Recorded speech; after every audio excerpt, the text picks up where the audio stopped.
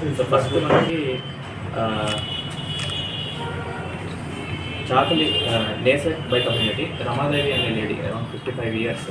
ఆ రోజు ఏ రోజైతే మనకి ఇన్ఫర్మేషన్ వస్తుందో నెక్ చుట్టూ ఇంజురీస్ తోటి మనకి హాస్పిటల్ ఇంటిమేషన్ వస్తుంది. అప్పుడు మనకి సస్పిషియస్గా వెంటనే తెలుస్తుంది. నోటిలోంచి నొరగ వస్తూ ఉంటుంది, కొంచెం బ్లడ్ కూడా వస్తూ ఉంటుంది అనమాట. సో సస్పిషియస్ అని మనకి తెలిసిన వెంటనే మనం కేసు రిజిస్టర్ చేస్తాము. 307 IPC కింద కేసు రిజిస్టర్ చేస్తాము. చేసిన తర్వాత మనం విచారించిన తర్వాత మనం ముద్దాయిని పట్టుకోవడం జరుగుతుంది. ఇందులో motive of the offence accused పేరు యలమకూరు రాజశేఖర్ అండి, అలియాస్ చాకలి రాజశేఖర్, వయస్సు 35 years. Is accused in this case.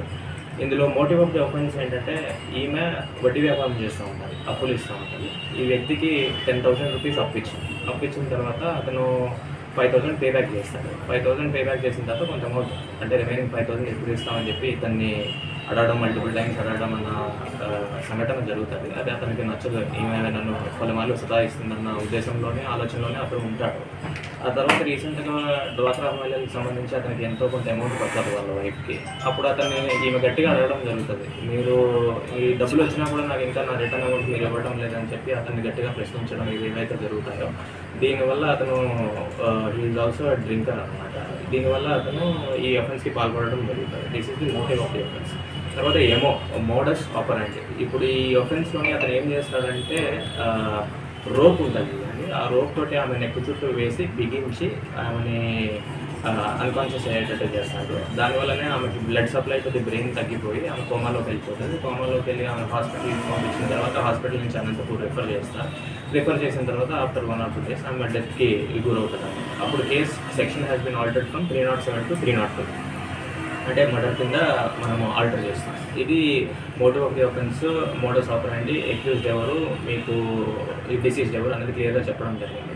ఇప్పుడు పోలీస్ వైపు నుంచి మనం చేసిన ఎఫర్ట్స్ గురించి మీకు కొంచెం చెప్తాను. ఇప్పుడు దీనికి సంబంధించి టెక్నికల్గా అక్కడ ఉన్న టవర్ డంప్ కానీ, కాల్ డీటెయిల్స్ కానీ, ఈమెకి ఎవరెవరు పరిచయం ఇలాంటి విషయాలు మేము చాలా వరకు అనలైజ్ చేయడం జరిగింది. చేసిన తర్వాత మాకు ఇనీషియల్గా అయితే క్లూస్ అంత ఎక్కువగా దొరకడం లేదు. అంటే టెక్నికల్ అనాలిసిస్ వల్ల ఇందులో మనకి ఎక్కువగా ఇన్ఫర్మేషన్ రాలేదు. అప్పుడు మనం ఏం చేసామంటే లోకల్గా ఇన్ఫర్మేషన్ డెవలప్ చేయడం ట్రై చేసాం.